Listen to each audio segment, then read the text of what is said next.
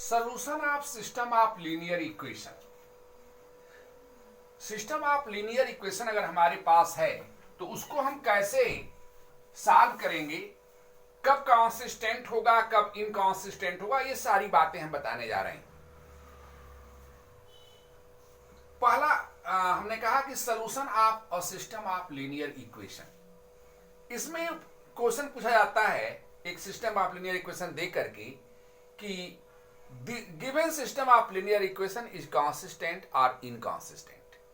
तो पहले समझें कि कंसिस्टेंट और इनकंसिस्टेंट है क्या। Consistent and inconsistent.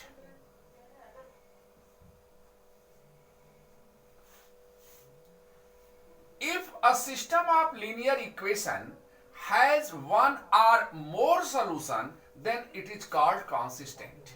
Otherwise, it is called inconsistent. यानी कोई सिस्टम ऑफ लीनियर इक्वेशन अगर हमको दिया गया है तो इन्होंने कहा कि अगर उसका वन और मोर सॉल्यूशन, एक सॉल्यूशन मिल जाए या इनफाइनाइट सॉल्यूशन मिल जाए, सॉल्यूशन मिल जाता है तो उसे हम कहेंगे कि ये system of linear equation is consistent है। और अगर सॉल्यूशन नहीं मिलता है तो हम कहेंगे कि ये इनकंसिस्टेंट है। तो कोई system of linear equation consistent है या इनकंसिस्टेंट है, यह डिपेंड करेगा कि उसका सॉल्यूशन आता है या उसका सॉल्यूशन नहीं आता है। अगर उस सिस्टम ऑफ लीनियर इक्वेशन का एक भी सॉल्यूशन नहीं मिलता, हमें नो सॉल्यूशन की केस आती है, तो हम कह देंगे कि इनकंसिस्टेंट है। और अगर एक भी सॉल्यूशन आए या इनफाइनाइट सॉल्यूशन आए तो कहेंगे कंसिस्टेंट है। इसको और हमने क्लियर थोड़ा सा किया।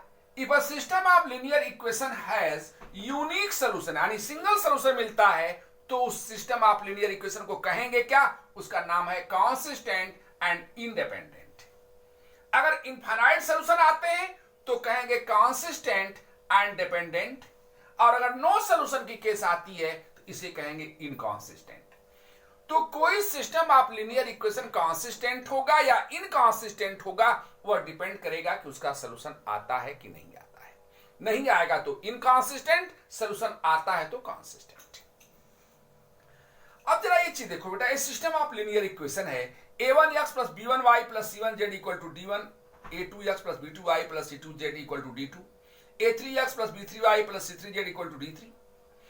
इस इक्वेशन को हम मैट्रिक्स की हेल्प से कैसे सॉल्व करते हैं? मैट्रिक्स को यूज करके सॉल्व करने को ही मार्टिन्स रूल भी कहा जाता है।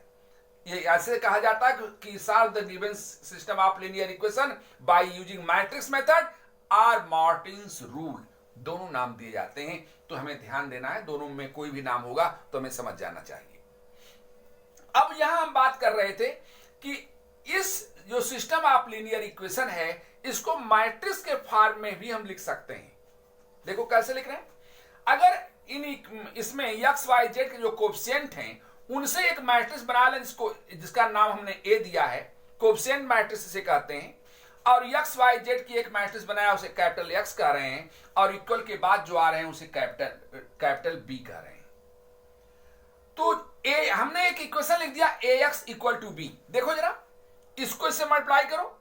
इसका ऑर्डर है 3/3, इसका ऑर्डर 3/1, मल्टीप्लिकेशन हो सकता है, 3/1 आएगा। तो फर्स्ट रो फर्स्ट कॉलम, तो a1x plus b1y plus c1z, और इक्वल के बाद क्या है? d1। यही देखो पहली इक्वेशन है। इसी तरह दूसरी इक्वेशन, तीसरी इक्वेशन। तो ये जो सिस्टम ऑफ लीनियर इक्वेशन है उसको हम मैट्रिक्स के फॉर्म में भी लिख सकते हैं। और अगर matrix a non singular matrix हो, यानी इसका इनवर्स फाइंड किया जा सके, तो हम इस इक्वेशन में ए इनवर्स से अगर प्री मल्टीप्लाई कर दें तो A inverse A X equal to A inverse B, या capital A inverse A I हो गया, आई टू एक्स एक्स ही रह गया, X equal to A inverse into B.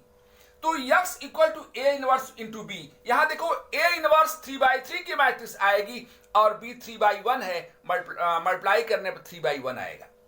तो एक्स भी 3/1 है और ए इनवर्स बी भी 3/1 है, तो इससे x की वैल्यू y की वैल्यू z की वैल्यू कंपेयर करके बता सकते हैं। तो अगर ये नॉन सिंगुलर है तो सिस्टम ऑफ लीनियर इक्वेशन को हम इस मेथड से सॉल्व करके एक्स वाई जेड की वैल्यू बता सकते हैं, जिसको हम मैट्रिक्स मेथड या मार्टिन्स रूल कहते हैं। क्राइटेरियन ऑफ कंसिस्टेंसी और इनकंसिस्टेंसी। अभी हम लोग कंसिस्टेंट कह रहे और inconsistent system of linear equation की बात कर रहे थे कि अगर कोई system of linear equation infinite solution या वन सॉल्यूशन आता है तो उस सिस्टम को हम कंसिस्टेंट कहते हैं, और अगर नो सॉल्यूशन आता है तो इनकंसिस्टेंट कहते हैं। उसकी क्राइटेरिया हम बता रहे हैं कि कब सॉल्यूशन कैसा आएगा। If determinant of A is not equal to zero, अगर डिटरमिनेंट ऑफ ए की वैल्यू जीरो नहीं आती है तो system of linear equation is consistent and has unique solution. अभी हम पिछले पार्ट में हमने इसका एग्जांपल भी दिया था कि अगर डिटरमिनेंट ऑफ ए की वैल्यू जीरो नहीं आती है तो x equal to A inverse y से ए इनवर्स बी से हम उसका सॉल्यूशन दे सकते हैं। लेकिन अगर दूसरी केस डिटरमिनेंट ऑफ ए की वैल्यू जीरो आ जाती है तो adjoint A into B find करते हैं। अगर adjoint A into B zero आ जाए तो given system of linear equation consistent कहा जाता है और इसके इनफाइनाइट सॉल्यूशन आते हैं। अगर डिटरमिनेंट ऑफ ए की वैल्यू जीरो आ जाए लेकिन एडजॉइंट ए इंटू बी जब फाइंड करें इसकी वैल्यू जीरो न आए तब हम सिस्टम ऑफ लीनियर इक्वेशन को इनकंसिस्टेंट कहेंगे और इसका कोई सॉल्यूशन नहीं होगा। यहां हम दो एग्जांपल देकर यह बताना चाहें कि डिटरमिनेंट ऑफ ए की वैल्यू जीरो नहीं होने पर तो यूनिक सॉल्यूशन मिल रहा है, लेकिन अगर डिटरमिनेंट ऑफ ए की वैल्यू जीरो हो जा रही है तो इसकी यह मीनिंग नहीं है कि इसका सॉल्यूशन ही नहीं आएगा। जैसे एक एग्जांपल देखो बेटा, x plus 3y equal to 5 and 2x plus 6y equal to 10। हमने एक एग्जांपल लिया, दो वेरिएबल का है, इसमें डिटरमिनेंट ऑफ ए की वैल्यू निकाली गई तो 1 2 3 6 वैल्यू निकाले जीरो आ गया। अगर y को हम k ले लें तो x की वैल्यू 5 माइनस 3k हो जाएगी। अब k की वैल्यू चेंज करते रहो, k को मान लो जीरो रख लिया, k को जीरो रख लिया तो x की वैल्यू 5 हो गई।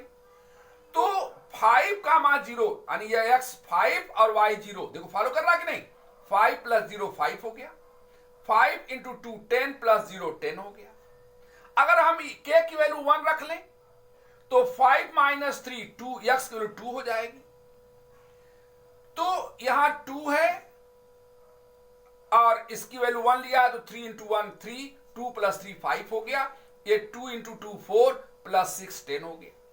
फॉलो कर रहा, तो k की वैल्यू हम बदलते जाएंगे और x और y की नई नई वैल्यू आती जाएंगी। इस तरह डिटरमिनेंट ऑफ a की वैल्यू जीरो होने पर ऐसा नहीं है कि सॉल्यूशन नहीं आएगा, सॉल्यूशन इनफाइनाइट आ रहे हैं, ऐसी भी केस हो सकती है। नेक्स्ट एग्जांपल में हमने ये बताने का प्रयास किया कि अगर यही देखो हमने केवल नंबर चेंज कर दिया है तो डिटरमिनेंट ऑफ ए की वैल्यू जीरो आ रही है, लेकिन ये सॉल्यूशन y को k लेकर जब हम x इक्वल टू 5 माइनस 3 के रख रहे हैं तो इसको फॉलो नहीं कर रहा है। इसका मतलब ये हुआ कि अगर किसी सिस्टम ऑफ लीनियर इक्वेशन में डिटरमिनेंट ऑफ a की वैल्यू जीरो आती है तो वह नो सॉल्यूशन भी हो सकता है या इनफाइनाइट सॉल्यूशन भी हो सकता है, लेकिन यूनिक सॉल्यूशन के लिए क्या जरूरी है, डिटरमिनेंट ऑफ a की वैल्यू जीरो न हो। Solve the equation x minus 2y equal to 10, 2x plus y plus 3z equal to 8, minus 2y plus z equal to 7. System of linear equation are, इस equation को हम ऐसे लिख सकते हैं, जहां जो वेरिएबल नहीं है उसके साथ जीरो लगाकर लिखा जा सकता है। x minus 2y equal to 10 था तो इसको हम लिख सकते हैं x minus 2y plus 0z equal to 10, 2x plus y plus 3z equal to 8। यहां x नहीं है तो 0x minus 2y plus z equal to 7। ये हमारा सिस्टम ऑफ लीनियर इक्वेशन है। अभी हम लोग ये पिछले लेक्चर में ये पढ़ रहे थे कि कब कोई system of linear equation consistent होता है, कब इनकंसिस्टेंट होता है, कब यूनिक सोल्यूशन देता है, कब इनफाइनाइट सोल्यूशन देता है, कब नो सोल्यूशन देता है। ये सारी बातें डिपेंड करती हैं कि डिटर्मिनेंट ऑफ ए की वैल्यू क्या है। अगर डिटर्मिनेंट ऑफ ए की वैल्यू 0 के इक्वल नहीं आती है तो हम कहते हैं कि given system of linear equation is consistent and it has unique solution.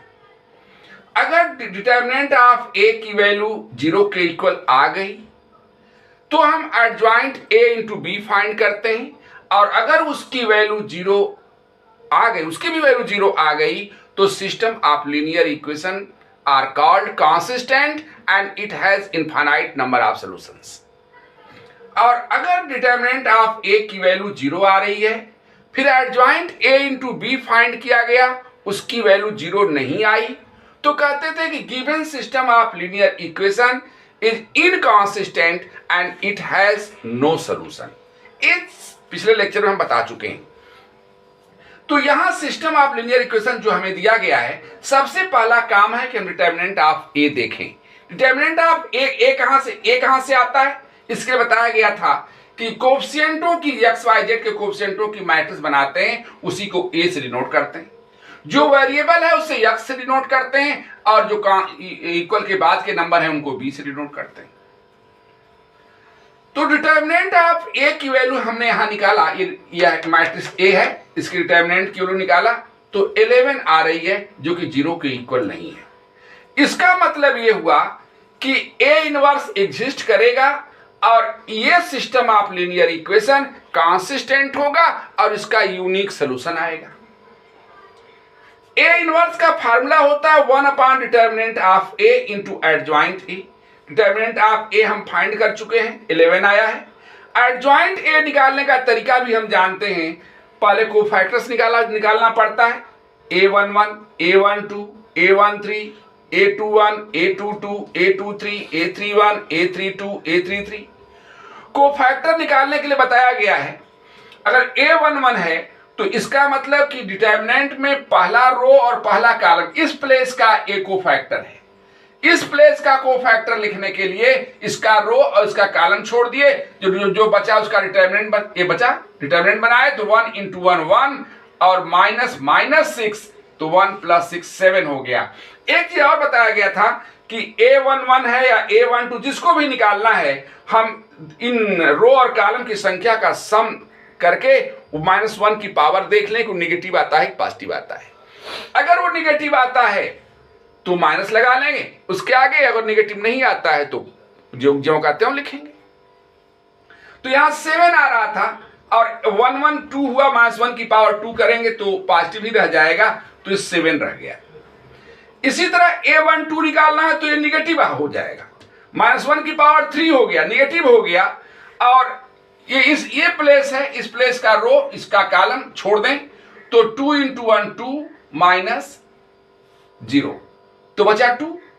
लेकिन ये माइनस कहां से आया है, वो यहां से देखो कि 1 प्लस 2 3 होता है, -1 की पावर 3 माइनस आएगा, तो ये -2 हो गया। इसी तरह सारी वैल्यू निकाली गई हैं और ये कोफैक्टर निकालना हम पिछले क्लास में बता चुके हैं। तो कोफैक्टर फाइंड करने के बाद कोफैक्टर की मैट्रिक्स बनाई जाती है, जो जहां जिस प्लेस पर है। इसे a11 की वैल्यू यहां रखा गया, a12 की यहां, a13 की यहां, a21, a22, a23, a31, a32, a33। Cofactor matrix आप a लिखने के बाद इसी का ट्रांसपोज कर देंगे तो एडजॉइंट a हो जाएगा। इसका ट्रांसपोज कर दिया, फर्स्ट रो को फर्स्ट कॉलम, सेकंड रो को सेकंड कॉलम, थर्ड रो को थर्ड कॉलम, तो ये एडजॉइंट ए हो गया। अब ए इनवर्स हम बता सकते हैं, ए इनवर्स का फार्मूला है 1 upon determinant of A into adjoint A. Value रख दिया हमने 1 upon determinant of A into adjoint ए। और जब यूनिक सॉल्यूशन होता है तो बताया गया है कि एक इक्वेशन हो जाती है मैट्रिक्स की, capital X equal to A inverse into B.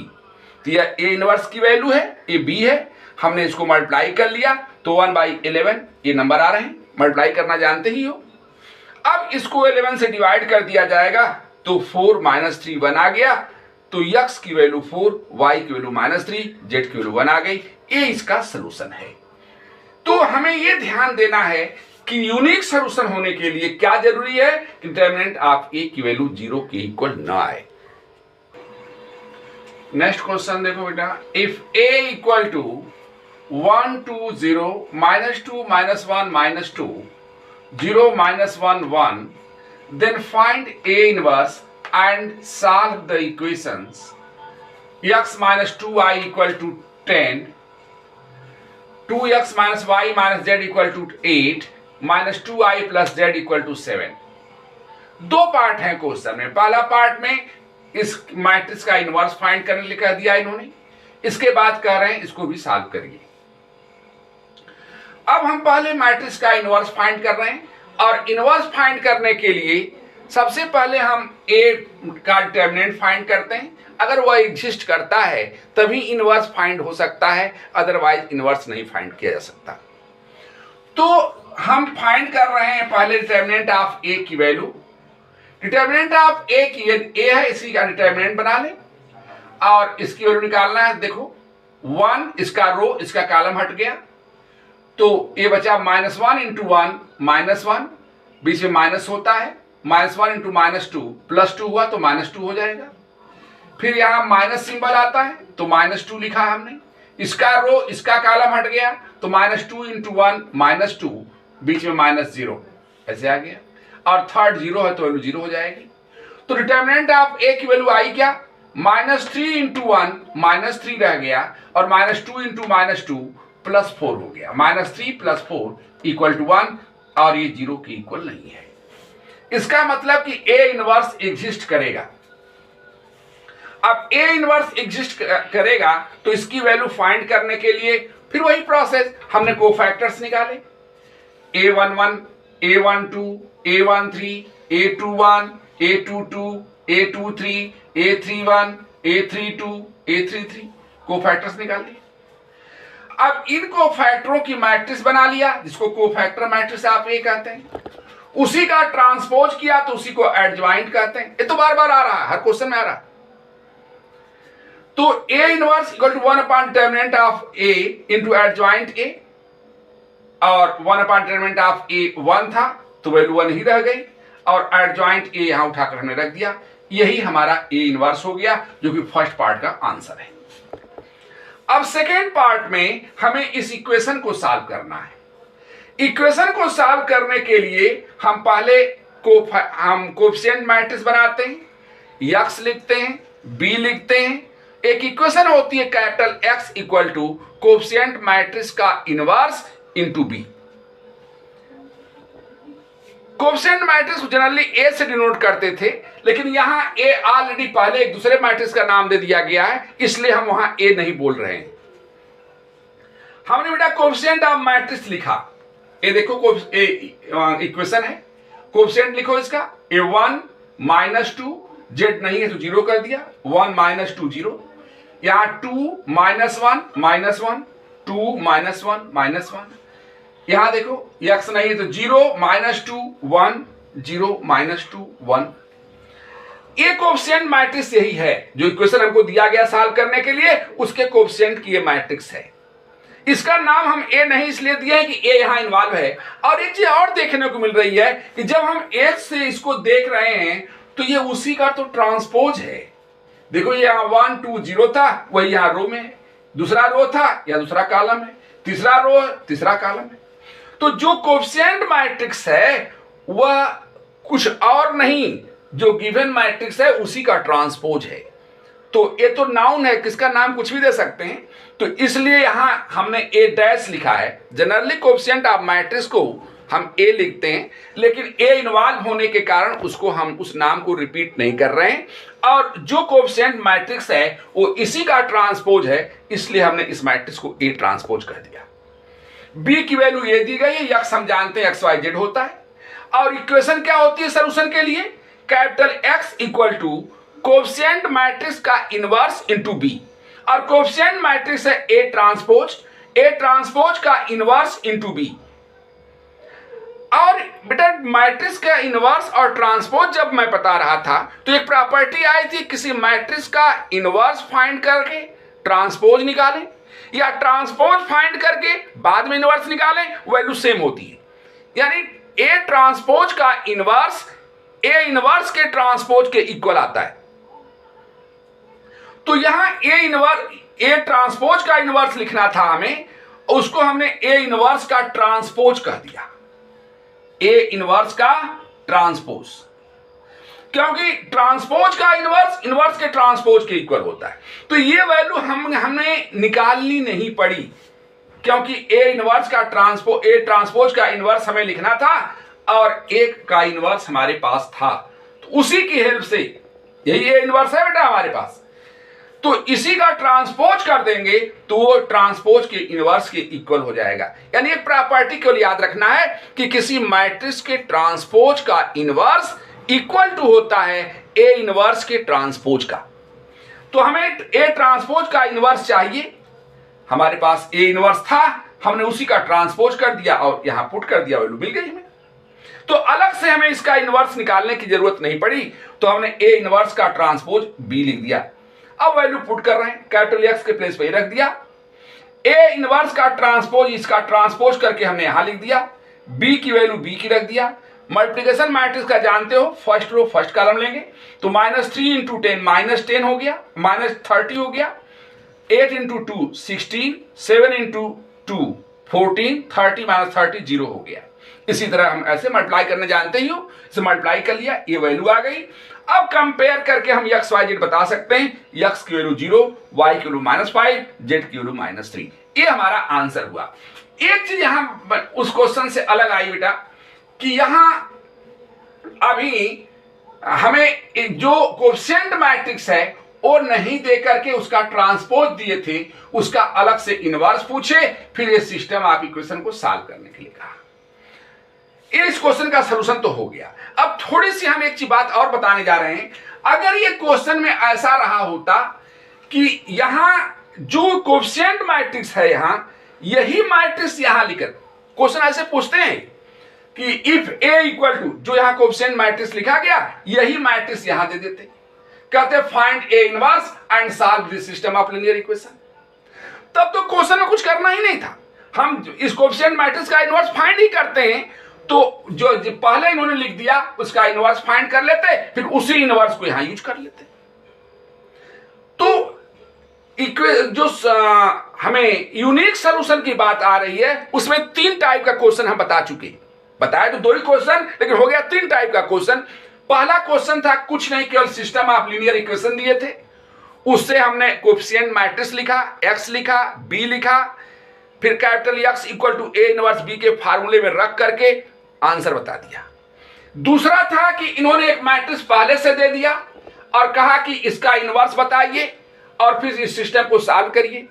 देखने में क्या मिला कि जिस मैट्रिक्स का इनवर्स हमसे पूछ रहे थे वह हमारी कोएफिशिएंट मैट्रिक्स का ट्रांसपोज है, तो इसका इनवर्स हमने निकालकर उनका पहला आंसर दे दिया और फिर इक्वेशन सॉल्व करते समय ट्रांसपोज के इनवर्स के प्लेस पर इसी मैट्रिक्स के इनवर्स, जो इनवर्स हमने निकाला था उसी का ट्रांसपोज करके यूज कर लिया और आंसर आ गया। और तीसरा क्वेश्चन मैंने कहा कि अब यहां यह जो ए ट्रांसपोज दिए थे, हमारे कोएफिशिएंट का ट्रांसपोज दिए थे, ए ट्रांसपोज ना देकर अगर ए ही दे दें और कहें कि इसको सॉल्व करिए, तो कुछ नहीं करना, कोई अंतर नहीं इक्वेशन में, हम ए इनवर्स निकालकर आंसर पहला दे दें, फिर उसी इनवर्स को यहां लगा करके हम दूसरा सॉल्यूशन दे दें।